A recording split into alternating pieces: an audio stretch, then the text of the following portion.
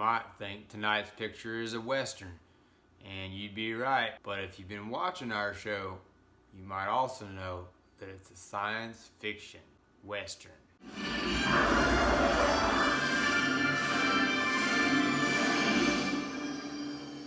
Hey, you are back hanging with the Herons. My name is James, and you're here again with 365 movies in 365 days in 3 minutes and 65 seconds. Here we go. So we are concluding Back to the Future, Back to the Future 2, and Back to the Future 3, all tonight. Back to the Future 3, it concludes our saga. We always need that closure, right? It is great closure. I love this film personally because I do love Westerns. I think they're great. I think they're underused, but they really are hard to write. There are not very many good Westerns out there in my personal opinion. I'm really impressed on how they took this Western and sci-fi film and meshed them together so completely. Taken back to a time of the Wild Wild West in the 1800s. It's great because you get the six shooters, you get the horses, you get the scenery, you get the saloons, you get the toughness. It's just a great, gritty Western, and yet you still have this underlying story of, hey, these guys are from the future. So it's pretty cool. It's neat, the gadgetry and gizmos that Doc has, that model is never made to scale. You've got to conclude the series. You can't not conclude the series, right? And you'll love it. Let's go into that cast. Of course, our regulars throughout this series are back.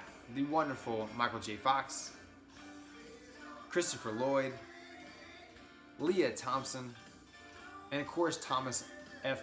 Wilson doing his thing. And then of course we are featuring Mary Steenburgen, who is one of my favorite actresses. She's really great in a show right now called Last Man on Earth. So if you haven't seen that show, I recommend watching it on Hulu. But these are a great cast. We've got to get into those quick fire facts. So something neat about our Thomas F. Wilson, he's had a span of a career over 20 years, over 50 plus films, television shows, and comedy appearances, and actually appeared in SpongeBob SquarePants. So he's had a really awesome career. He hits his performances, right? Like he does exactly what he's supposed to do. You dislike him, you don't like, that's his role, and he does it really well. So excellent job, Mr. Wilson. So at one point in the film, we do notice a pie plate that says Frisbee on it, and it's actually used as a Frisbee in the film. Again, not giving away too many spoilers. What's great about this is that there actually was a pie plate company called Frisbee back and started in 1871, and the film takes place in 1885. So that was actually a thing, that pies were made on a platter by a company called Frisbee, and then people, after they got done eating the pie, would actually throw them around, and that's how Frisbees began. So very true to the history of it, which is pretty cool. Keep an eye out for your favorite band, ZZ Top, and they actually did play in the film. What's really neat is during one of the breaks, Michael J. Fox actually asked them to play a rendition of Hey Good Lookin', and it turned into a full-on party/concert. ZZ Top just kept rolling out the hits. And finally, our last quickfire fact, Back to the Future 3 was actually filmed in Sonora, California, and it was filmed on location for free on one condition, that they would leave the set there to promote more of the Western theme and allow for more tourism. Sadly, only 6 years later, a fire burnt down the 7,000-acre film set, and it was caused by none other than lightning. Great Scott!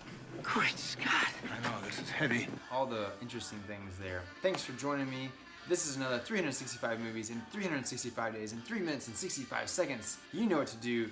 Comment below. I really appreciate that, Scotty, for your comment earlier on Arsenic and Old Lace, one of my favorite films, and the rest of you as well. I'd love to hear if it's your first time seeing it, especially. I'd love to know what you know about the film too. Hey, thanks again for joining us, and as always, peace!